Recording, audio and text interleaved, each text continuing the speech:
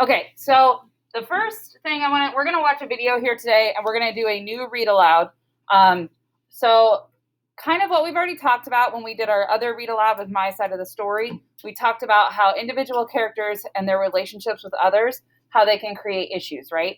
And part of the reason why we're doing this unit, the social issues unit, is that these issues that are created are oftentimes created for groups of people, okay? And we can look at groups of people in various ways, but that is kind of where we're switching gears right now. We are starting our bend 2, which means we're switching gears to another story and taking what we took from the first story and kind of making it a little deeper thinking, okay? So moving into the group idea, okay, some groups we choose to join, okay, meaning Miss Moore and I, we belong to a group of teachers. We chose to join this profession, okay? Other groups, we're just included because of who we are, okay? Sometimes the issues we face are more connected to these groups rather than our personal relationships. So sometimes we're going to face issues based on our job, our race, our gender, however we identify with a group, okay? Those sometimes cause more issues for us than our specific relationships, okay? So what we're going to do is we're going to watch a video. There is a young football player named Sam, and pay attention right away to some of the issues that Sam is going to face based on these groups.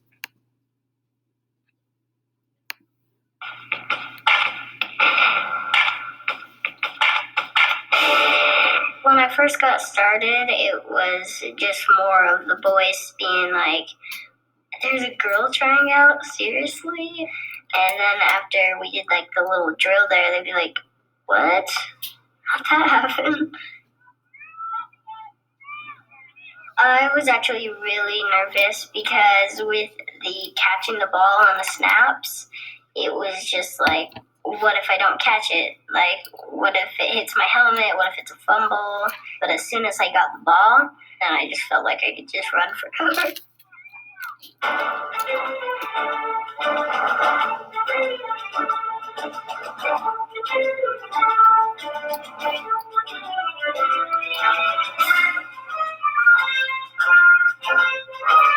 My nickname is Sweet Feet. I had like 3 or 4 games where like the first play I scored a touchdown. It was just really fun to see everybody's impression, like when I take off the helmet and be like, that's a girl? What? The parents would actually come onto the field and like grab their boys by the face mask and be like, you don't let this girl beat you. And they'd get so mad at them, just yelling at them, get that girl! And I still beat them. All right, so what I want you to do really quick, turn and talk. What issues is Sam dealing with, okay? And how does this seem different than relationship issues that we've been talking about? Let me pause it. Okay, so some of the issues that we said Sam was dealing with were that she's a girl, and a lot of people were surprised at the skills she had while she was trying out for the team. And then we also talked about the parents at the games. They weren't necessarily, like the other parents weren't always supportive of the fact that she was a fantastic football player, right? So how does this seem different than just a relationship issue? So this is different than a relationship issue because there's nothing she has done, right? This is just kind of like the way society views things. She's still going to go about her business, do what she's going to do, but she can't necessarily do anything about herself against what other people are trying to say or trying to make her want to believe or say, right? She can just, apparently she's awesome. So stay awesome, right? So what we're going to do now, just real quick before we move on, the problem is not something that she has done. So it is not personal towards her specifically. The problem is she is part of a group, and that social group is just being a girl, and there may be certain expectations of girls and guys and things like that, okay? So we're going to get into a story now, okay? And it's not always going to be one group. People can be a part of many groups, right? And so what we're going to do is we're going to get ready to read this story, and we're going to start looking at what are the issues and how are these issues affecting groups of people, and figuring out if it is a group issue or if it's a personal issue, okay? So if it is a group issue, here's a good way to tell if it is a group-related issue right here, is that are other people affected by the same issue? So for example, if we went to another city and there was another young girl who was trying out for a football team, would she be affected by the same issue? Most likely, okay? And then the idea that it cannot be solved by that individual. There's nothing that Sam can do to solve the problem of the way people are looking at her and treating her, okay? So that is how we look. Is this a group issue or is this a personal issue, okay? So we're going to start a story here today. But before we do, in your notebooks, we want you to create this T chart. It's a T chart because it looks like a T. It's over here on the board for you. And what you're going to do is on one side, you're going to say issues. And on the other side, you're going to put the word groups. Okay? And so we're going to read and pause and read and pause and read and pause today. And as we pause and read, we want you to jot so that you're able to discuss with us. Okay? So I'll give you guys a second to create this in your notes. Okay, Miss Moore is going to give a little preface to the story here. Okay, so this story is about Francisco, and he's the narrator, okay? And he is getting ready in the middle of the school year to go to first grade for the very first time. So he's asking Roberto, who's his brother, what should he expect? Okay? So this is what we're going to focus on for issues and groups, and see if you can pick up on what group he might be a part of and what issue that group might face, okay? So it is called Inside Out, from the Circuit Stories from the Life of a Migrant Child by Francisco Jimenez. So I'm assuming Francisco, the author, is probably who wrote this. Okay. I remember being hit on the wrist with a 12-inch ruler because I did not follow directions in class. Roberto answered in a mildly angry tone when I asked him about his first year of school. But how could I? He continued. The teacher gave them in English. So what did you do? I asked, rubbing my wrist. I always guessed what the teacher wanted me to do, and when she did not use the ruler on me, I knew I'd guessed right, he responded.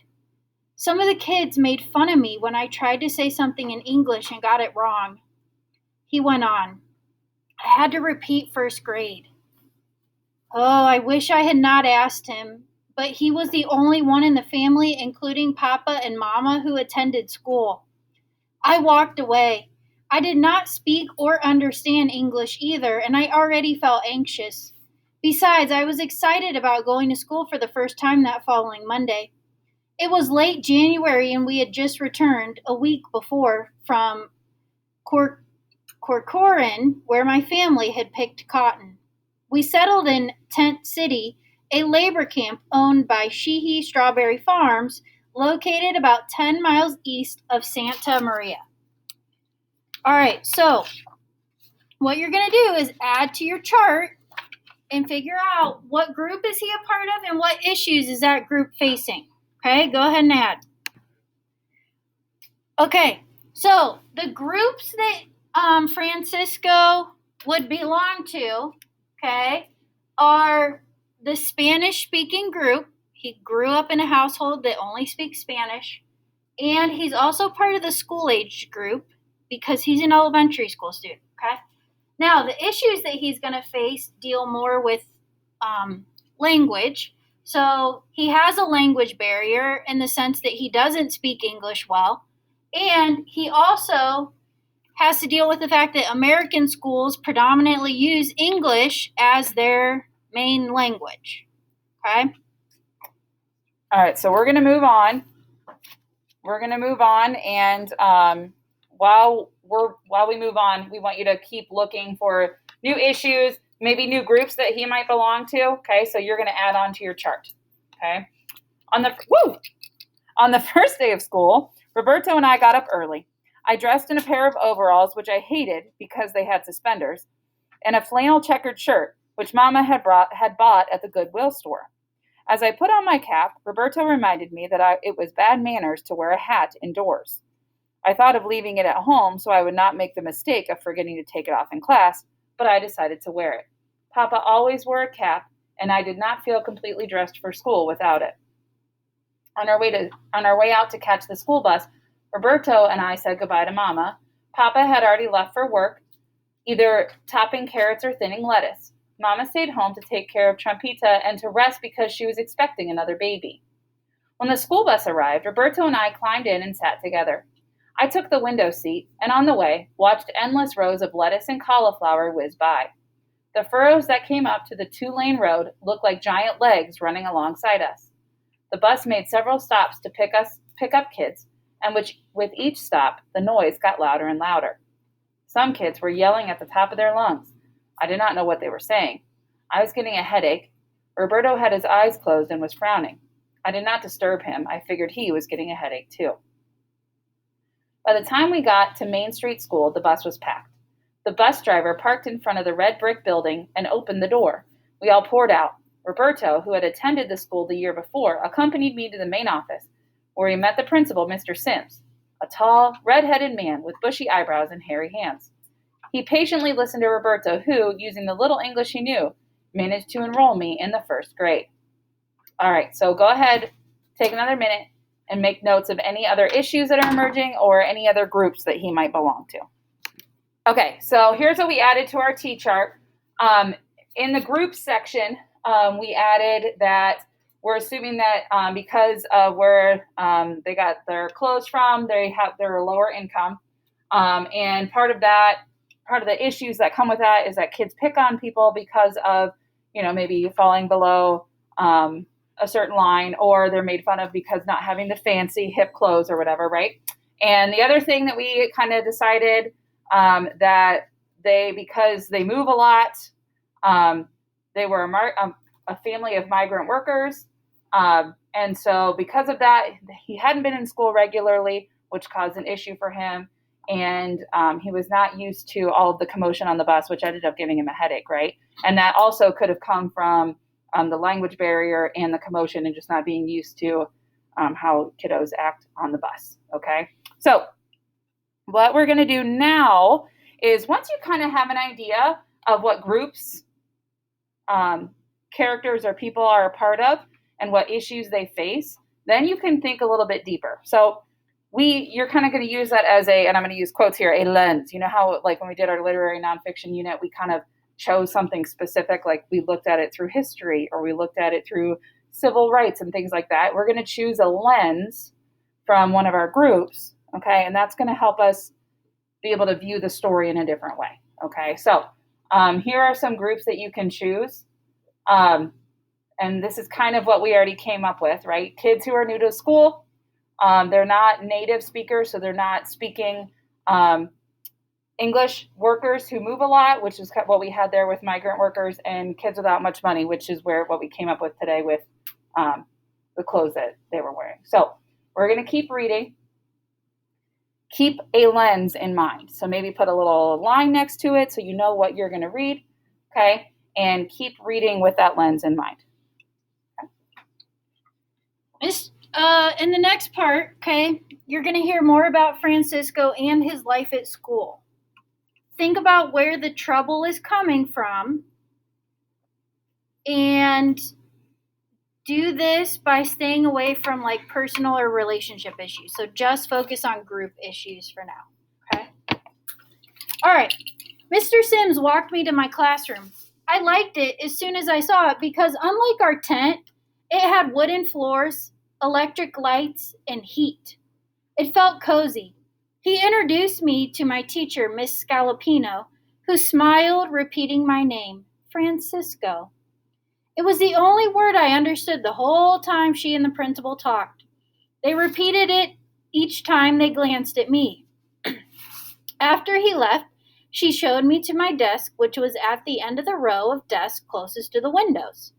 There were no other kids in the room yet. I sat at my desk and ran my hands over its wooden top.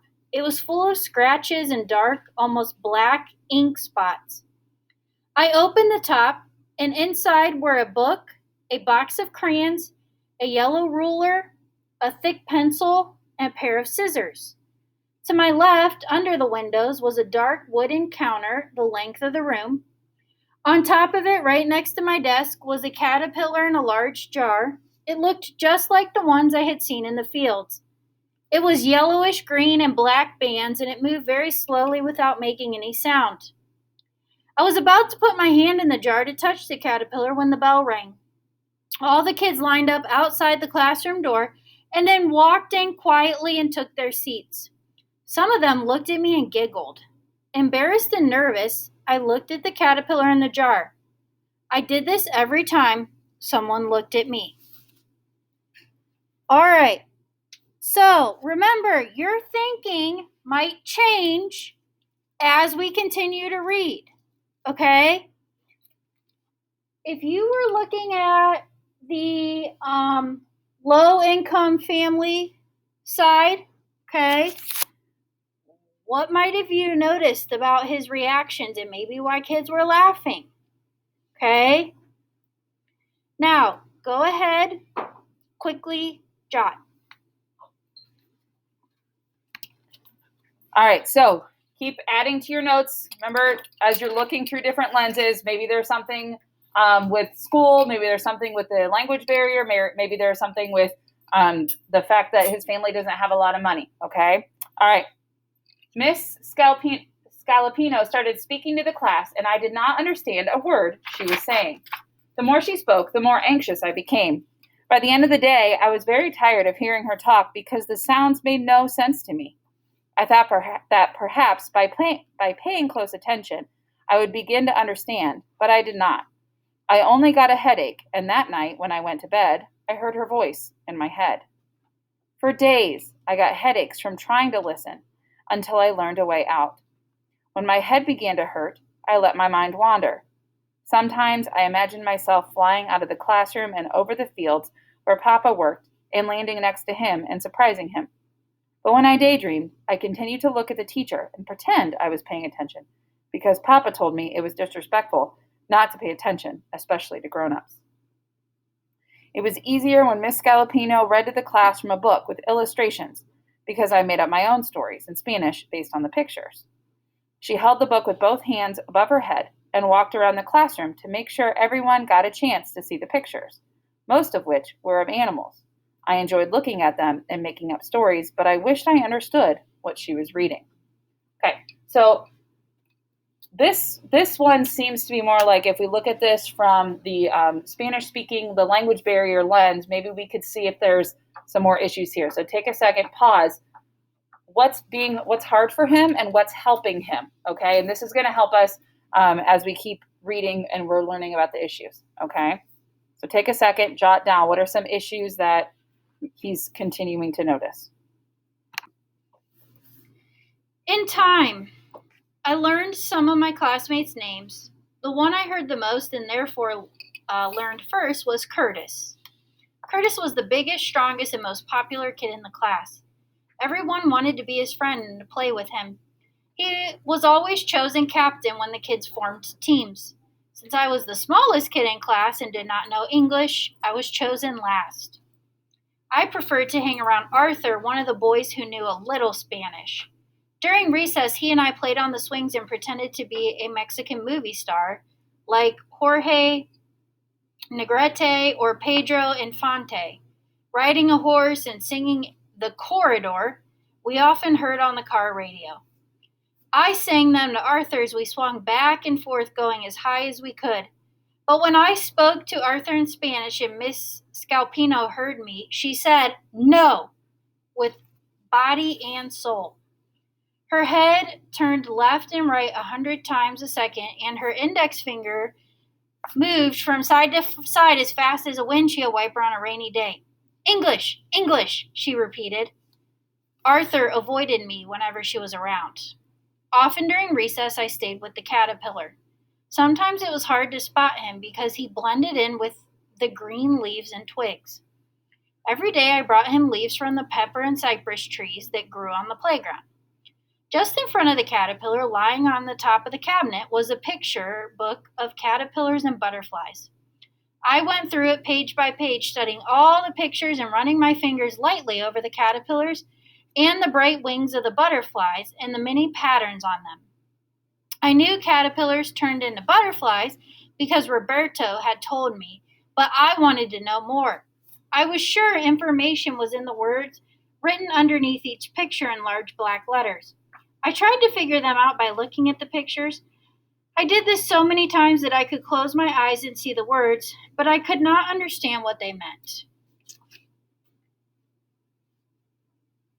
Okay, so what we're going to have you do now, we've kind of just read 3 parts without even really talking about it as a group. So what I want you to do, you have written stuff down. You just heard a lot of interesting things. What I want you to do is turn and talk to your book partner or someone around you. What are some of the issues that he is dealing with because of the groups he is in? Go. So in your notebooks, okay, clearly he's dealt with a lot of issues, and we're going to keep studying this story this week and as we continue our work with our books, okay? But what we're going to do is we're going to add a chart to your notebooks, and what we're going to add is that you guys, you can just write, look for group-related issues, okay? And here's what we did today, okay? Looking for group-related issues, here's what we did. So the very first thing we did was we looked at, okay, what groups are these characters a part of? And when issues come up for that character, okay, are those issues connected to the group and not necessarily to them as an individual or as a relationship, okay? So while we're looking for the groups, think about how the issues relate to the groups, and that's what we did today, okay? So we'll give you a second to write that down. Okay, so we're going to do 2 things. The first thing we're going to do is you guys are going to get with your group here in a second, and you and your group are going to look at your characters and what issues they're facing because of the groups that they are in. So first thing you're going to do with your partner is come up with a list of, okay, here are the groups that my character may be a part of. You're going to make your own T-chart, okay? Then, after you do that, you are going to continue to read. So we'll give you about 5 minutes with your partner to kind of look at your book and look at the issues, and then you're going to have about 15 minutes at the end of class to add into your chart, okay? So one thing that I want to show you is this here big ol' thing. These can be some of the ways that people can be part of social groups, okay? It might be because of gender, socioeconomic status, the interests that they have. It might be because of their religion. It might be because of sexual orientation. It might be due to ability, family structure, age or birth order, so oldest sibling, youngest sibling, things like that, race, ethnicity, or language, or part of language barriers and things like that. So I'm going to freeze this on the screen. You guys are going to get with your partner here, and with your partner, come up with what's going on in your book. And then again, in about 5 minutes, we are going to have you continue to read and create your own T-chart as you read your book. Okay? All right.